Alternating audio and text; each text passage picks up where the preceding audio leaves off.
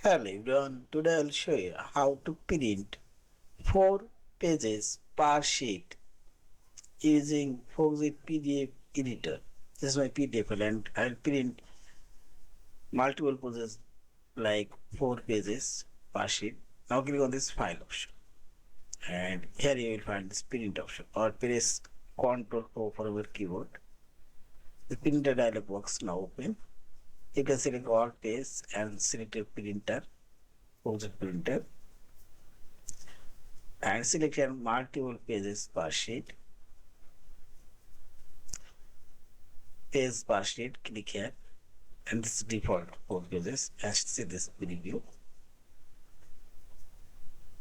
you can change the page order. You can vertical, horizontal, and so on.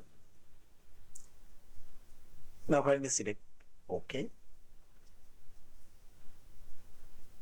and save as your file. Stop and save. And see this 4 pages now printed per sheet. Yeah.